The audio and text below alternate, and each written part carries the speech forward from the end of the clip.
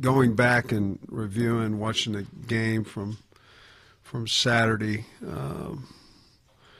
let's start offensively. I thought Taylor played really well. We had no turnovers. He took care of the ball, made a really good decision down there right before half. We had no timeouts.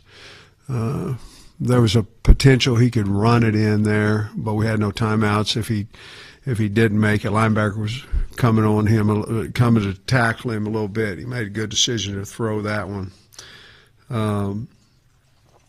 I thought our offensive line, the 2 sacks were not on the offensive line.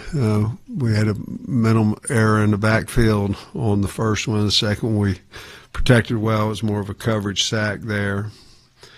And it was really, really nice to end with 2 scores in a 4-minute span right before half, and then come out and have 2 3-and-outs defensively and score both times there. So I was pleased there offensively with all the different guys catching the ball, and then defensively we have to have more production out of our linebackers.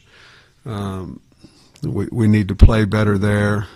We need to play better on the D-line. We didn't have the production that we need there after the first drive. I thought our secondary settled in, and we had 6 missed assignments there early in the first drive, and then we cut a tight end loose in the second drive, and that was from the linebacker position as well. So we've got to get those things cleaned up, which they did during the game, but I thought our special teams played extremely well.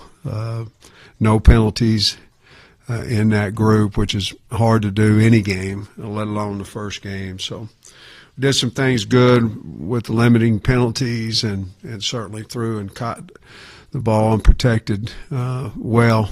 We've got a lot of work to do, which is good to win and have a lot of work to do as well. A lot of times you'll improve from week 1 to 2. It's good that we can improve on a win. Playing Arkansas State, very talented, a lot of speed, very talented quarterback, guy that, he maybe could have been sacked Saturday 4, 5 times, never got sacked and got out of it. And it wasn't just one guy he made miss, it was several, and then he'd make a play off of that. So Rayner, he's a really good quarterback. They've got speed. They like to get the ball on the edge, whether it be throwing, running. They have a little option package in there as well, and have a lot of speed with Rucker, and he's a really good player. And I like their wideouts. I like their tight ends, both of them. So they're explosive, got a good running back. They're explosive on offense. Obviously, they've won several games over their last 8 or 9 games. I think they've won 6 of them or something like that. Defensively, multiple, play very hard. Their interior guys do a really good job of pushing the pocket. We've got to be aware of that. They have some nice schematics that they threw in. Once Southeast had made a run on them, went down and scored on them. They had fast and quick adjustments defensively that shut them down. And and their field goal kicker hardly ever misses, and they've got a good punt return and good kickoff returner. So got a really good team. Coach has done a really good job over there, taking over there and steadily just winning more and more games. So we have high respect for their coach and their team, and looking forward to going to Little Rock. I'm guessing on that sack you were talking about, was that Mike supposed to pick up that Mike blitzer and then go out? Mike had the linebacker. Yeah. What do you think about the work you did with at right guard, right tackle? Marion worked at left guard just a little bit when Fernando went out also. What did you think about the mix-ups that y'all had over there? I liked it, except we had a couple of MAs out there on pass protection when we made that move, and that can't happen. Other than that, I think we started who we should have started, but we also needed to get those reps in there. But we can't have mental errors. It'll kill us, and that's what happened when we made that change a couple of times, and it was both in pass protection with the blitz coming off the edge. Since Arkansas State has Bush Jones back and everything, I assume you guys put a little bit of work in the maybe the spring or in fall camp, looking at them. How much, I guess, has maybe changed from what you saw with game one versus what y'all put in, and how much work did you put in? We've in different segments of practice, we've worked on them for about 5 days in different segments. Not the complete entire practice, but we certainly know it's a big game, and we want to be ready for it, and felt like we needed to do that. Similarities are very strong. They have changed a little bit or added a little bit, but from what we thought we would see from film study, obviously they've got some new people coaching. There's a lot of similarities in what we thought we were going to see. I know it was limited snaps, but the freshman defensive tackles, did you see anything from them that you liked? Both of them, yeah. Kevin Otis and Vaughn. I like both of them. It was limited action, but hell, Vaughn had 2 tackles, and KO had one, and so I think we've got to continue to develop those guys. I know your question was about the 2 young guys, but I thought Caleb Wooden played a really good game. I think he's earned more snaps, and I thought Smalls did the same. And that's not a bad thing. That's a good thing. That's not somebody had to play. Nobody has to play bad for someone to play good. You know what I mean? And but yeah, I think we've got to continue to work Otis and Vaughn more and more, especially with Okie being out here, to see if we can't get them in the rotation when the game matters. Shakur obviously did some, the strip sack, the recovery, things that really stood out. I'm curious. You mentioned Caleb. What was he able to do that maybe caught your eye? He's a veteran. He's played some ball, and he plays extremely hard. And he seems to be, in other words, it's like anything, consistency, playing hard, effort will make you trust somebody. And he did that before this game, but he's in the right spots. He plays extremely hard, and he'll hit you. He can tackle in the open field. And those are things that we saw Saturday. Entering this week, you kind of joked about it on Saturday. It's not really a rivalry. You haven't played each other, but an in-state foe. Both programs have so much history. I mean, is it a weird week, kind of, as you enter this, just with the emotions involved? Well, I think certainly we're the ones with the pressure on us. I wouldn't think that they would have it.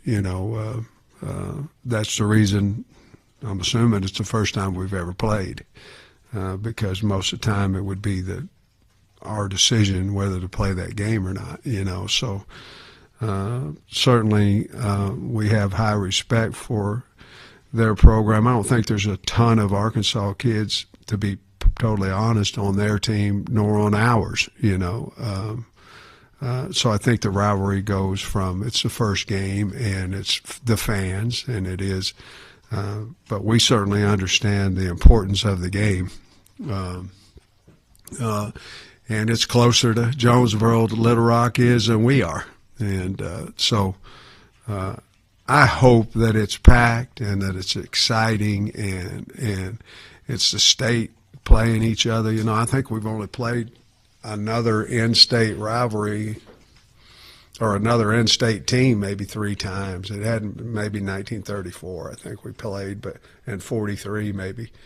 But I think those have all been since I've been the head coach. But certainly Arkansas State's a different story, and certainly a lot better football team than, with all due respect, than the other guys we played in the state. So I'm excited about it. I'm excited to get this game as it being the first time we've ever played, and I'm glad I'm going to be part of the history of that. So another Little Rock question.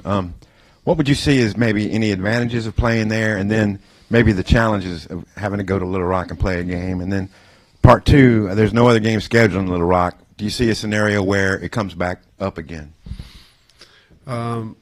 I don't know that there's any advantage for us, in all honesty, to go to Little Rock and play Arkansas State. It's closer for them. It's like when we used to go over there and play Mississippi State. It's closer for them.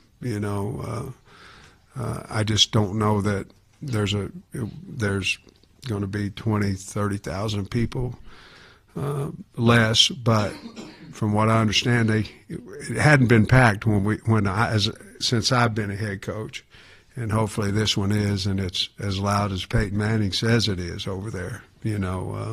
We sure would like that to be the case, but future-wise, I don't really have a lot of say-so in that. The game's been over there. History, I still think history of the power of the Hogs in our state is a bunch of it is because we would take the team over to Little Rock. And, there were certainly different times then, less hotels, less television, where the Hogs could go over there and people could drive up and see the Hogs play and turn around and go home. Obviously, it didn't work out so much, driving from Northwest Arkansas over there, but they could still do it. Obviously, the stadium was much better than the one we had here in those days. So there's a lot of things have changed. Television has changed. Guys, it's changed everything in college football. So I don't know what the advantage of it is going over there except for the passion of the state for the Hogs. And going over there, I think, certainly continues that in the state of Arkansas. And I'm sure you've got some kind of relationship with Butch Jones. What do you make of him as a coach and as a fellow coach in the state? Well, I think he's done a really good job. Really good job. They've got a good team now. I mean, they've got a lot of speed, and they play extremely hard, and they're well coached. I mean, that's not coach speak. That's the truth. You turn the film on, they've got a nice football team, and that ultimately goes, through the head coach and the process and all that. And he started, he just kept building, and now they've got one of the top teams in their league over there. And I've known Coach Jones for a long time. I was at Tennessee, for about 2 days, when he got the head coaching job, one waiting to talking to him and one when I did talk to him, and then I'd be about the end of it. But good Lord works in mysterious ways. I was fortunate enough to get the O-line job at Arkansas. And but that's that. And, of course, since he's been I was here first, before he was at Alabama at the time. And then once he got the Arkansas State job, of course, we've run into each other in different venues and always very respectful. I have a lot of respect for him. You mentioned not a lot of in-state kids on either side. Is it still an effective motivational tool to kind of talk to your team about the in-state first-time opponent and all of that, or is it better to just treat it like another game? I think we'd be foolish not to understand the magnitude of the first time in the history of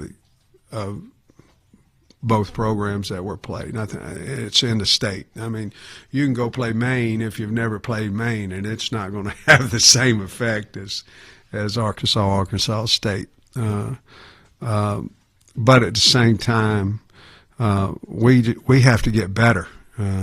Our team has to get better. We did some really good things, and we've got things to work on. So I think we'll be more concerned about the things we didn't do well, how we can get that fixed, and then we'll have to at some point address what this game means to the state of Arkansas, the importance. I know we don't expect to see David Oakey this weekend, but are you thinking after this weekend, or what's kind of the status on him? Well, we have meetings every day, and he was one of the topics for this morning. He seems to be doing really well. He will not be ready this week, but to get him back by Ole Miss, we'll see. But I think there's a possibility. Now, what that is, I don't know, but I think there's more of a possibility that may happen than what I maybe thought last week. And kind of follow up on that with Antonio Jordan. I think he had the high ankle. Yeah. What's his status? I think Antonio's going to be, 3 weeks probably from now. It was a non-physical. I mean, foot caught in the ground, and he was trying to catch a ball, but it was a serious high ankle sprain. Those are usually about a 4-week recovery especially at that position. You can get back a little earlier as an offensive lineman or something like that, but at that position. So I'm still going to tell you probably 3 weeks from today. And I think after the game you may have said something about Taylor, how you just want him to play football when it comes to decisions to run and when to take hits and everything. Is there a balancing act there of like, hey, you don't want him to take too many hits, stay healthy, after what y'all saw happen last year? The last year's deal was a fluke. The guy was tripping, or however you want to say it, and hit him low. We want him to be smart. We're trying not to get him to run over people, but we also are on a program where we're really encouraging running out of bounds either. I have 3 clips to show today, 3 of effort, and one of them is 3rd and 11 where he turned up the sideline and stretched out and made the first down. That's how I want him to play, whatever that is, and it inspires the team. I still go back to the Auburn game last year when he hurdled the guy. It inspires the football team, and of course another clip was one of Ashton No. That was incredible, man. I mean, it really was incredible. And then on defense, we had when we got into our 3rd down package, and we had the sack on there. But we want him to stay healthy because he gives us a chance every week. And but I've always said guys that are playing not to get hurt are also playing not to get drafted, and it's the truth. I mean, that's just, I don't want to get hurt. Well, you don't want to get drafted either, because if that's the main thing on your mind, you're not. You got to go play the football game, and you got to be on video making plays that other people don't, or they're not going to draft you. And so that's kind of how we try to coach all of them. And most listen, some don't get drafted. That's just how it is. You said you overlapped with Butch Jones for a couple of days at Tennessee and had to talk with him. Did you talk to him about staying there? Or did you kind of already know you got the opportunity at Arkansas, or what was that conversation like? Well, he had a really good offensive line coach at Cincinnati, and so I had figured that he would keep him and or invite him, whatever the word is, and I had 2 meetings set up the next day. Coach Bielema was flying in to talk to me and Jim Chaney, and I had ironically, Tommy Tuberville had gone to Cincinnati, and I had an interview with Coach. After that, I had a meeting with Brett the next day in the morning, and then headed to Cincinnati that evening to interview for that job. And then Coach Bielema hired me, 2 or 3 days after that. This week, the depth chart for the right side of the offensive line stayed the same. How does Kobe's bright day on Saturday kind of change your take to the open competition on the right side? I still think we've got to prepare, like we did. But I think Kobe played well, and but I still think we've got to continue to develop guys that we feel like we can win SEC games with, and so I don't know if there'll be a huge change in how we approach next week than we did last week. The right side, I mean, Kobe's from Arkansas, Amarian's from Arkansas. I know it maybe might be slim, but have any of the Arkansas guys maybe talked to you, or have you overheard the excitement for them for playing an in-state game like this? That's a good question. Not as of now. You know, we haven't had our meeting yet, and of course Mondays are cleaning up from Saturday, which is big. We have to take our time to clean all that up. We got to get better, and then proceed into this week. But no, I haven't seen them, so they haven't. They may, but I haven't seen them, so they have not yet. Sam, earlier you mentioned that all the pressure is on Arkansas this week for this game, and it seems like it's a scenario where Arkansas State has everything to gain, nothing to lose, and maybe the vice versa for Arkansas. Why did you feel it was important to put Arkansas State on the schedule? Well, I was asked, you know, and to be honest with you, I was asked my first year here, and it was, you know, we'd like for you to play Arkansas State in 2025 in Little Rock. And to be honest with you, I'd just gotten a job here, and I'd have played anybody. I was the head coach at Arkansas, and then it was 6 years away, and I'm like, well, if I'm still here, you know, it'd be okay. But no, I mean, those are things. Most scheduling things are so far in advance, you know, and you don't really know who you're. If you're scheduling this team at this time, they may be, especially now in the NIL area, the revenue sharing area, they may have changed totally, you know. So, but I was asked, and I said, absolutely, that'd be good. And to be honest with you, I thought that it would be a lot of decisions you make are for the state of Arkansas. I mean, you want to make you do, and I know we let them down at times, and I know at times we make them happy. But I thought it would be good for the state if that happened, and so that's kind of why I said okay. And real quick, you mentioned the perfect game you guys played in special teams this week. As far as I know, no muff punts, no bad snaps. You know, every kick was made. What do you contribute to just playing that kind of game, and how much it seems like you guys have improved overall in that area? I think, first of all, I think, having Scott with me for now going on 6 years, that matters. The ones that do return are retaining the verbiage, the expectations.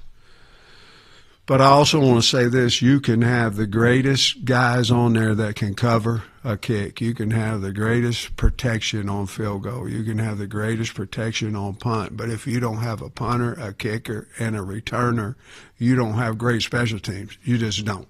And Scott is really good about evaluating kickers and punters. He just is. He's got two of them starting in the NFL right now from here. And, Scott Starsick did a wonderful job as a true freshman out there. Devin Bell is really good at punting. We've got can cover, and Scott went out and got Shanks. Now, he also is a good receiver, but he's also a really good punt returner. So I think those things have helped, and I think Scott deserves a lot of credit for going out and finding the guys that can change special teams, and seem to hit on the guys that he wants. You mentioned earlier more production from the defensive line. What specifically do you want to, is it interior, on the edge, overall? Just what do you want to see this week maybe improve? Well, we just didn't have any production. when you look at it and you look at tackles, and Vaughn may have had the most tackles on the D line. We need more production. When you look at there and you look at the linebackers, we're not playing downhill, and we've got to do some things. If that's what it's going to be, we've got to do some things defensively that are moving them. We've got to do some more things because we do have guys that can run in there, but they've got to play better. They've got to get in the right gaps. That's the simplest answer. Be where you're supposed to be.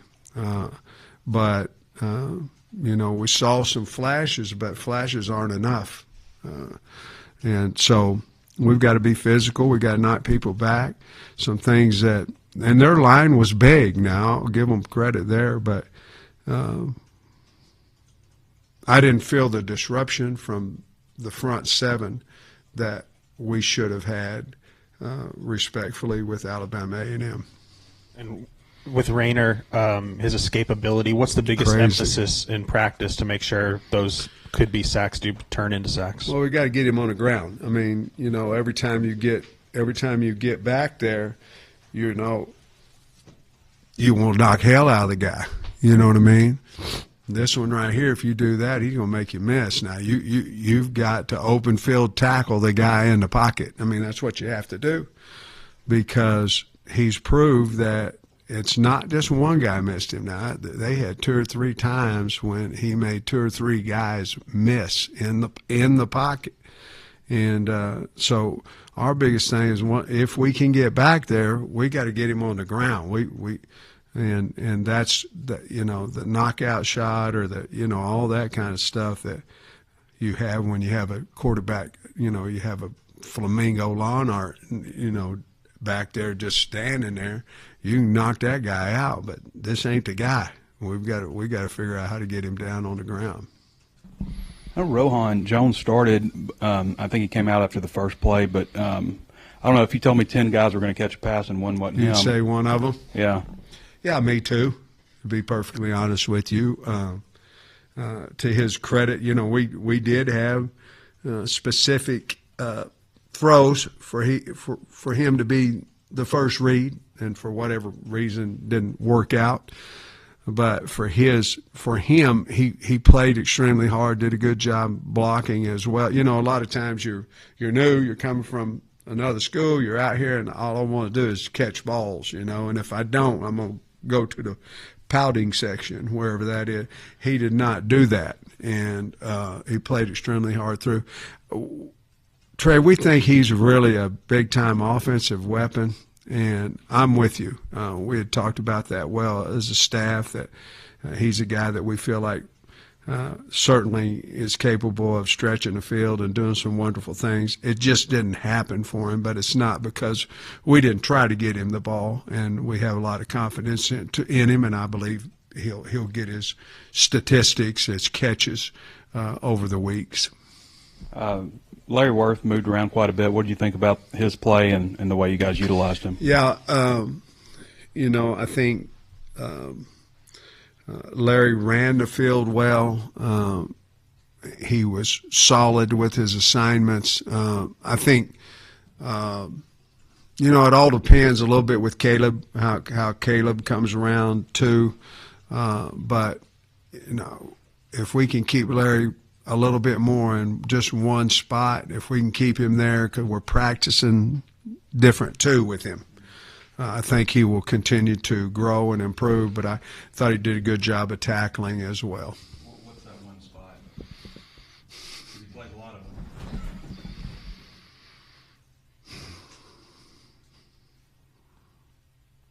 Well, he's probably the middle safety. He's probably not the boundaries. He's probably the middle safety.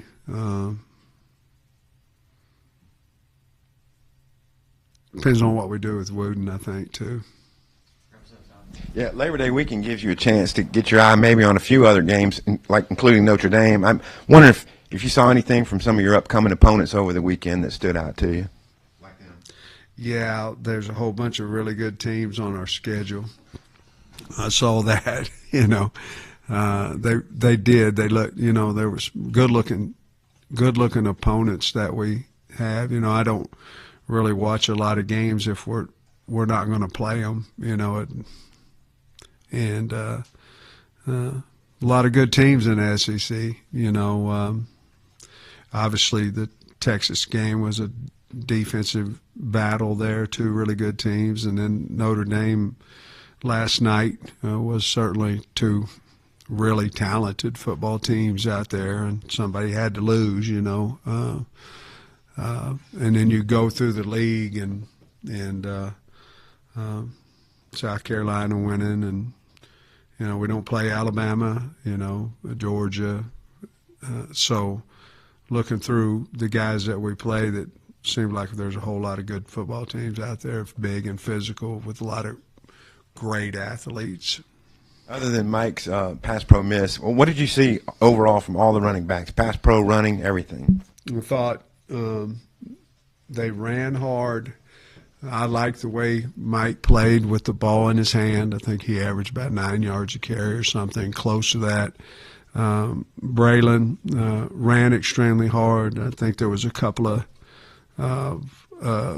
reads that I wish we had back. Stay in front side on a lead ISO play, but he ran hard and he finished forward, very engaged in the game.